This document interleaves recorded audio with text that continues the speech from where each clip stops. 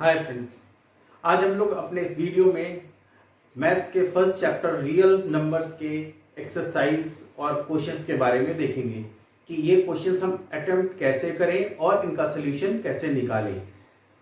हम अपनी बेसिक चीज़ों को ध्यान में रखते हुए इन क्वेश्चंस को करेंगे। तो हम देखते हैं अपना एक्सरसाइज का एग्जाम्पल फर्स्ट। इस क्वेश्चंस में फ्रेंड्स देखिए, ये क्वेश्चन दिया गया है, आपके एग्जाम्पल का पार्ट है, पेज नंबर 5 पे एनसीईआरटी की बुक्स पे। कह रहा है use Euclid division algorithm to find out the HCF of the 4052 and 12576।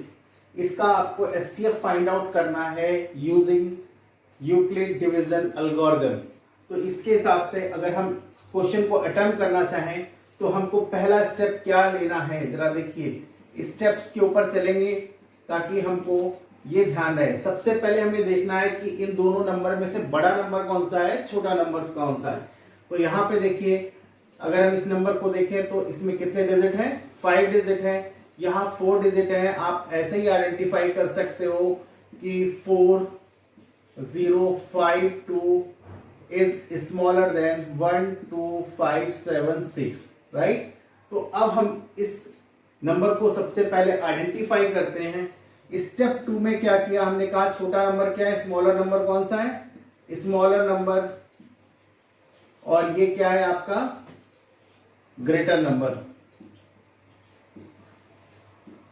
अब जब भी हम स्टेप 2 क्या कहता है, स्टेप 2 में हमको क्या है, एल्गोरिथम पता होनी चाहिए। हमको पता है, याद है, अगर आपको A equal to B Q plus R के टर्म में रखना है तो इसमें A क्या है और B क्या है, इस बात को समझना बड़ा जरूरी है।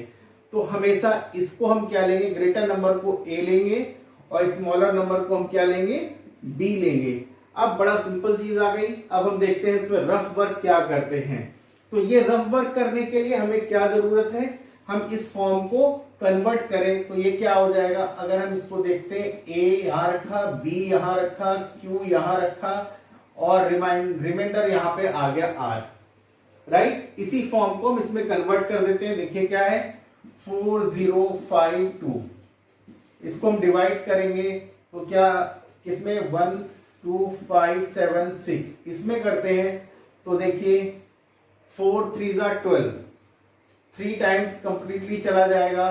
तो ये कितना आ जाएगा, इसको हमने क्या किया, इससे डिवाइड किया, ध्यान रखिए।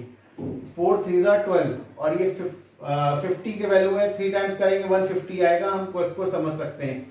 तो ये क्या हो गया, 5 से 15, एक हाथ से लगा, 0 1 आ गया और 4 से 12, ये आ गया आपके पास, ये 0 आ गया, ये आपके पास 2 आ गया, ये 4 आ गया। आपके पास R की वैल्यू क्या आ गई, ये। तो हम इसको इस फॉर्म में कन्वर्ट कर लेते हैं।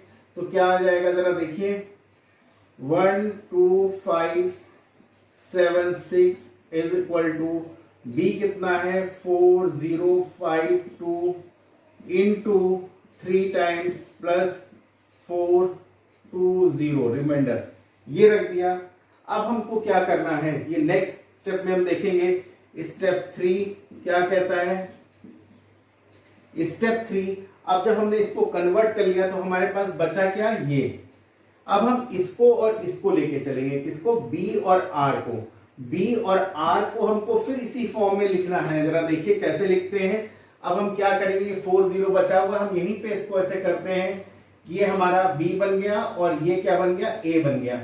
तो 4052, अगर हम इसको देखते हैं तो देखिए, ये अगर हम 10 टाइम्स करते हैं तो 4200 होता है, तो ये ज्यादा हो जाएगा, तो 9 टाइम्स कर लेते हैं। ये कितना 0 हो गया, 9 2 18 और 36 और 37 आ गया। ये आपके पास ये 2 बचा, ये 7 बचा, ये 2 बचा और ये 0 बचा। तो अब आपके पास फिर वही चीज, 420 into 9 plus this equal to this. इसको हम स्टेप 3 में रखेंगे। क्या हो गया, 4052 इक्वल टू क्या आया था, इसको B बना दिया था, 420 इंटू 9 प्लस 272। अब हम फिर से इसको लेंगे, स्टेप तब तक कंटिन्यू कर लेंगे जब तक कि r की वैल्यू 0 ना आ जाए तब तक चलना है, ये स्टेप सेम स्टेप को कंटिन्यू रखना है तब तक जब तक कि आपकी r की वैल्यू 0 ना आ जाए। तो यहां पे हम फिर से इसको डिवाइड करते हैं किसमें, अब ये इसको पकड़ लेंगे 4 2 0, देखिए एक ही बार जाएगा 4, कितना बचा 8 1 11 4, ये 1 1 4 8 आ गया। तो यहां पर इसको क्या रखेंगे, स्टेप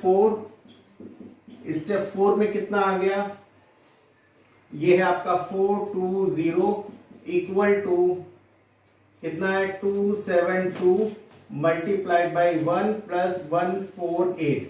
फिर से हम इसको डिवाइड करते हैं तो ये आपके पास क्या आएगा 272 और ये फिर एक ही बार जाएगा, देखेंगे आप तो 148, ये कितना आ गया 4 बचा, यहाँ 6 में ये क्या 2, ये 1 124 आ गया। अब इस 124 को हम यहाँ पे r है 124 को हम पहले इसको यहाँ पे स्टेप 5 में इसको रख लें। स्टेप 5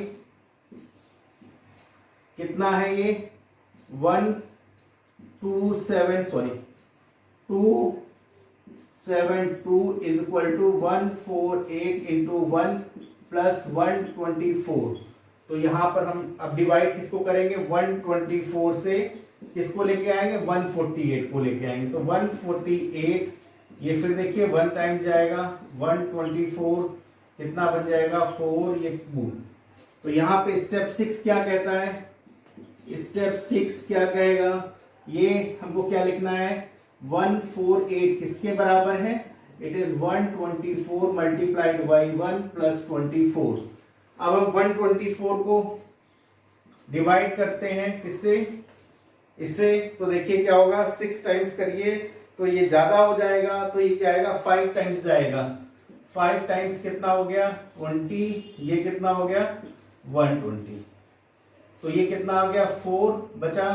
तो यहाँ पे स्टेप 6 के बाद स्टेप 7 क्या कहता है, स्टेप 7 कहेगा बच्चों 124 is equal to 24 multiplied by 5 plus 4।